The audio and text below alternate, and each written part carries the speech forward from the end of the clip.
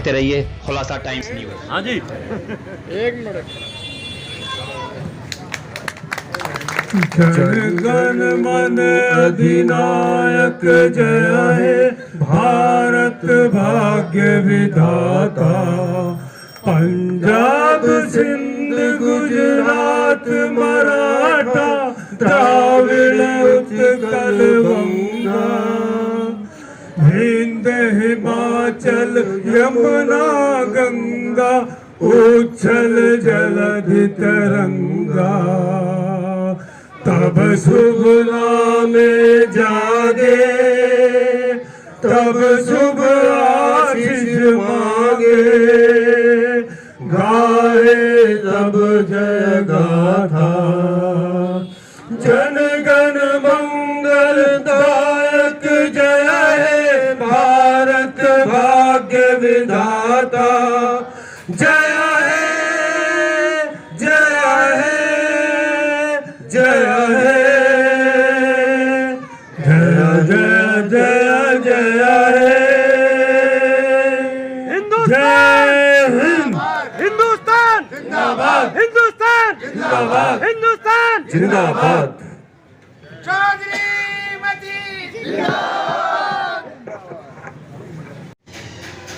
47 में 47वें मुल्क आज़ाद हुआ और 52 में जाकर हमारा कॉन्स्टिट्यूशन तैयार हुआ।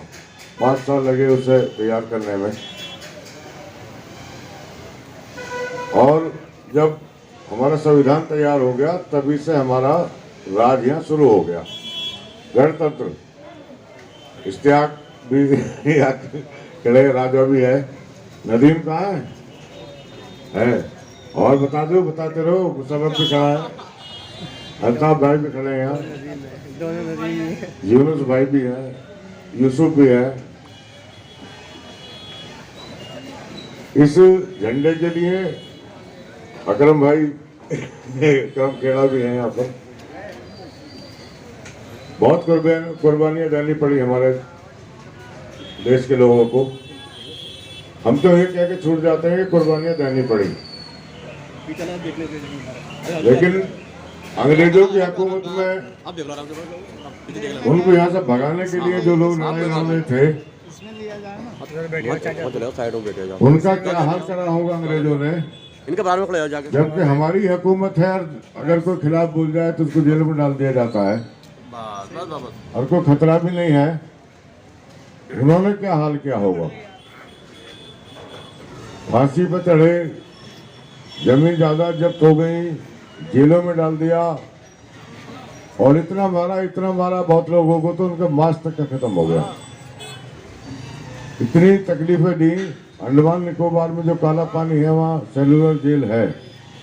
मैं वहाँ गया हूँ, मैंने वहाँ देखा है। वहाँ शाम को एक लाइट एंड साउंड का प्रोग्राम होता है, उसमें वो जो हुआ वो दिखाया जाता है। अगर आप उसे देखोगे तो रोंगटे खड़े हो जाएंगे आपके। इतना जुल्म उन्होंने हमारे मुल्क के लोगों को किया। तब कहीं जाके हमें ये आज़ादी मिली। हमें तो ये विरासत में मिली, तोहफे में मिली। हम तो आए, झंडा फहरा के चल दिए।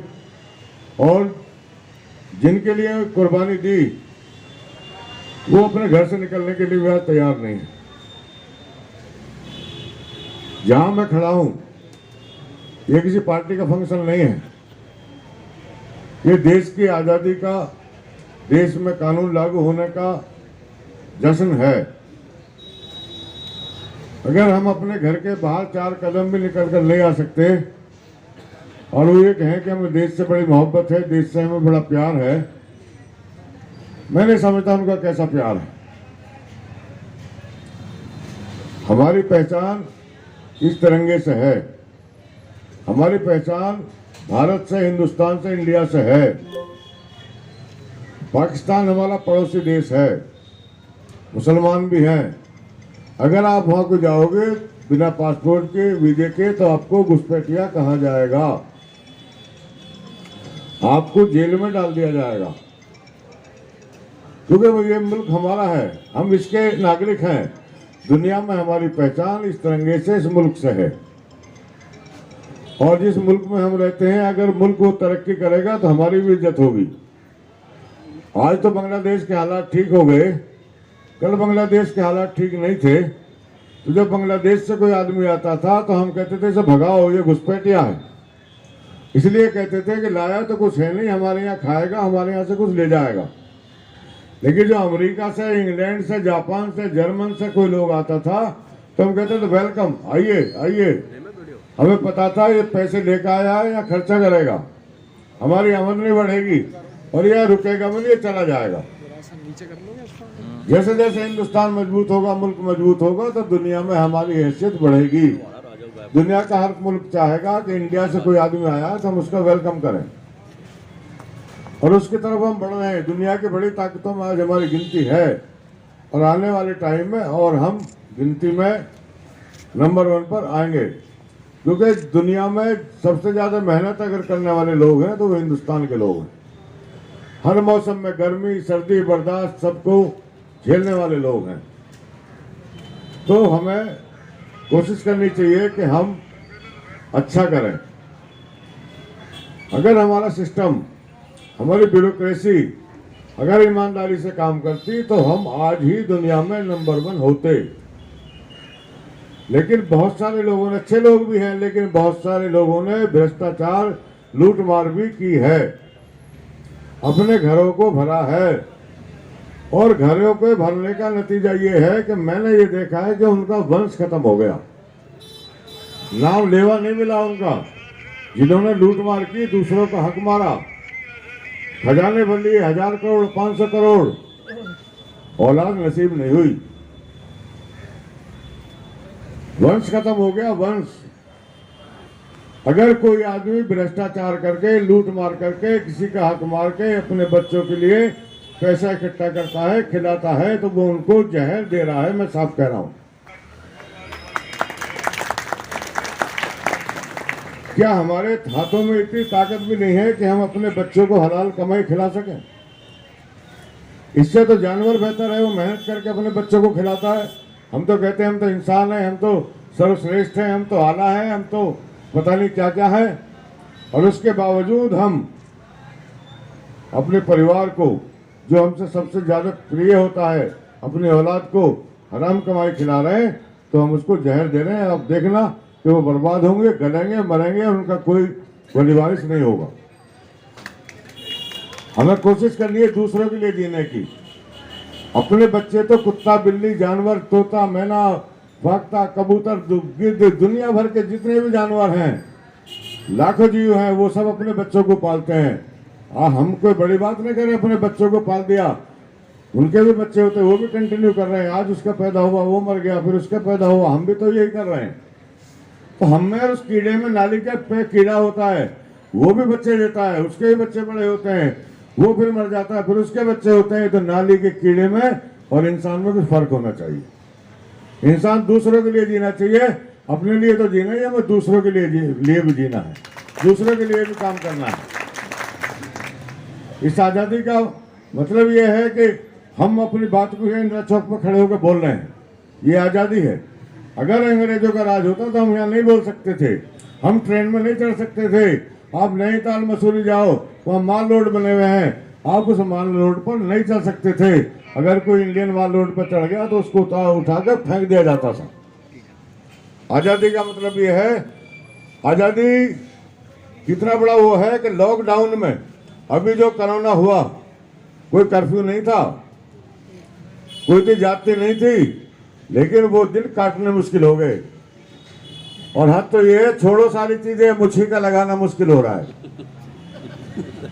हमारी सेफ्टी के लिए है ना, जो मास्क है हमारी सेफ्टी के लिए है ना। हमने पुलिस के डर के मारे तो लगाया, हमने मर्जी से नहीं लगाया, हमारी हिफाजत थी वो। तो जिस चीज की शक्ति होती है उसको आदमी बहुत मुश्किल से बर्दाश्त करता है। आप सब यहाँ बड़ी तादाद में इकट्ठा हुए हैं। मकसूद जमाल साहब की बड़ी कोशिश है, हर बार वो प्रोग्राम करते हैं। हम और आप तो यहाँ अतिथि होते, मेहमान, लेकिन असल काम तो मकसूद जमाल साहब कई दिनों से इसमें लगे हुए हैं। वो कैसे कैसे इंतजाम करते हैं वही बेहतर जानते हैं। नासिर भाई भी हमारे साथ में लगे थे। तो मैं जमाल साहब को बहुत बहुत मुबारकबाद देता हूँ। जमाल साहब, ये जो लोग बैठे हैं सारे, इन लोगों ने इस इलाके को बनाया है और बसाया है। मुझे तो ऐसा लग रहा आने वाले वक्त में ऐसे लोग मिलेंगे नहीं। जो नई जनरेशन आ रही है हमारी, उसको कोई परवाह किसी की है नहीं। जुबैर भाई आ जाओ, आगे को आ जाओ। तो मैं फिर कह रहा हूं, आजादी का मतलब ये भी नहीं है कि हम जो चाहे करें, और आजादी का मतलब ये भी नहीं है कि हम कुछ ना करें। हमें अच्छा करना चाहिए, सबके लिए करना चाहिए। और जो नेता है, मैं उनको भी कहना चाहता हूं, जब वो वोट मांगते हैं तो वोट सबसे मांगते हैं, और जब वो चुन जाते हैं तो चंद लोगों में घिर जाते हैं और फिर जात बिरादरी की बात करते हैं। हमें जात बिरादरी की नेता को बात नहीं करनी चाहिए। जात उसको अपने घर में रखनी चाहिए और मजहब भी अपने घर में रखना चाहिए। जब वो सड़क पे जाता है, जब जनता में जाता है, तो उसको जनता की बात करनी चाहिए। जो मेरे पास आता है, जो मेरे सामने आता है, मुझे उसकी जात से, उसके मजहब से, उसके एरिया से कोई लेना देना नहीं है। मैं उस हर आदमी का काम करूंगा जो मुझे समझता है कि मैं उसके काम आ सकता हूं। चौधरी मतीन।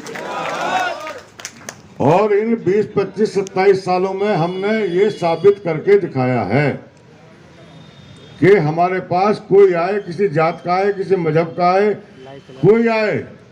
कई लोगों का कहना ये, मुझे एक आदमी मिले, कहने लगे जी आप तो मुखालिफों के काम ज्यादा करते हो। मैंने कहा कि मैं किस मजहब का मानने वाला हूँ? उन्होंने कहा इस्लाम मजहब मानने वाले हो। उन्हें नबी का कहना क्या है? नबी ने क्या किया? नबी ने अपने दुश्मनों को, मुखालिफों को, जो उनको कत्ल करना चाहते थे, उनके खिलाफ भी, उनके साथ भी बुरा बर्ताव नहीं किया। और मेरे लोगों ने मुझे वोट नहीं दिया तो मेरे दुश्मन नहीं हो गए। वो मेरे साथ खड़े नहीं हुए तो मेरे दुश्मन नहीं हो गए। मेरे गुलाम नहीं हैं, वो आजाद हैं। उनकी मर्जी है, जो अच्छा लगेगा वो करेंगे। चौधरी मतीन। चौधरी मतीन। और वो मुझे वोट दें या न दें, वो मेरे पास आएंगे तो मैं उनका काम करूंगा। मुझे इस बात से कोई मतलब नहीं है वो मेरे घर चल के आ गया, मेरे पास आ गया, ये क्या कम बात है? कल वो मुखालिफ था, मुझे गाली दे रहा था, मुझे हराना चाहता था, लेकिन आज वो मेरे पास आया, ये उसकी भी तो हिम्मत की बात है। नहीं तो उसे नहीं आना चाहिए था। तो हमें मजहब, मिल्लत, जात बिरादरी से ऊपर उठकर देश के लिए, लोगों के लिए काम करना है। और एमएलए, एमपी, काउंसलर जो भी होते हैं वो लोगों की मदद के लिए होते हैं। उनकी आवाज को, उनकी बात को सदन में उठाने के लिए होते हैं। अगर कोई गूंगे आदमी को आप एमएलए, एमपी, काउंसलर बनाते हो तो वो आपकी आवाज कैसे उठाएगा? चौधरी मतीन। चौधरी मतीन। आपके मकान को कोई तोड़ने के लिए आए तो उसको बचाने के लिए एमपी, एमएलए, काउंसलर होता है। अगर एमपी, एमएलए, काउंसलर ही आपके मकान को तोड़ने के लिए भेज दे तो उस मकान को कौन बचाएगा? आपसे कोई रिश्वतखोरी करता है, उसे बचाने के लिए होता है एमएलए, एमपी, काउंसलर। अगर वो खुद ही रिश्वत लेने लगे तो उस रिश्वत से कौन बचाएगा? बताओ। हमें 200, 400, 500 रुपए, 1000 रुपए, 200 यूनिट बिजली पानी पे नहीं भागना चाहिए। अब से पहले भी हम यहाँ बढ़िया जिंदगी जी रहे थे। अगर हमारा कारोबार ठीक है, रोजगार ठीक है तो सब कुछ ठीक है, सारे बिल भर देंगे। अगर रोजगार, कारोबार नहीं रहेगा तो रोटी की भी दिक्कत होगी। और देखो, हिसाब तो सबको देना है, चाहे वो मोदी जी हो, चाहे मतीन हो या कोई और हो। जो जैसा करेगा, जो जिम्मेदारी से भागेगा, जो जिम्मेदारी की चोरी करेगा, उसको भुगतान तो करना ही पड़ेगा। ये हमारा ईमान है। हमारा ईमान है या नहीं है? जो जैसा करेगा उसे भुगतना पड़ेगा। तो हमें कोशिश करनी चाहिए हम अच्छा करें, हम औरों के लिए जिएं। अपने लिए तो सब जीते हैं, हमें औरों के लिए जीना है। मैं एक बार आपका बहुत बहुत शुक्रिया करता हूं कि आप सारे यहाँ लोग इकट्ठा हुए यौम जमहूरिया मनाने के लिए, और हमें ऐसे प्रोग्रामों में बढ़ चढ़कर हिस्सा लेना चाहिए। अगर हम यहाँ मोहल्ले में भी नहीं जा सकते तो फिर हम क्या करेंगे? और मुल्क ये किसी के बाप का नहीं है, हमारा सबका मुल्क है। ये मुल्क, देश किसी नदी का नाम, किसी पहाड़ का नाम, किसी जंगल का नाम नहीं है। ये जो लोग बैठे हैं ये भारत है।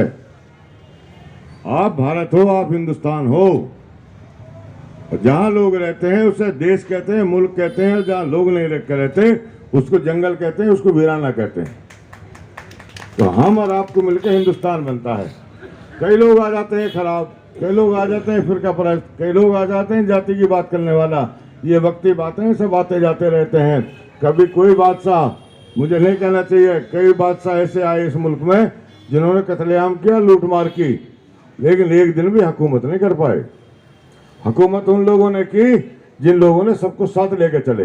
हिंदू मुसलमान सिख ईसाई भाईचारे की बात की जिन्होंने, उन्होंने तरक्की करी। और कत्लेआम, झूठ बेईमानी करने वाले, मजहब और बिरादरी की बात करने वाले खत्म हो गए। या वही चलेगा कि जो सबकी बात करेगा? हमें सबकी बात करनी चाहिए, सबकी अच्छाई की बात करनी चाहिए। और शमीम भाई, नवाब भाई भी हमारे यहाँ सामने खड़े हुए हैं, और मैं आप सबका फिर वेलकम करता हूँ और उम्मीद करता हूँ कि इसी मोहब्बतों के साथ मुल्क के साथ रहेंगे, काम करेंगे, अच्छाई के लिए काम करेंगे। बुरे काम के लिए तो वो जाने जो बुरा काम करने वाले हैं। शुक्रिया, अस्सलाम वालेकुम, खुदा हाफिज़, जय हिंद, जय हिंद, जय भारत।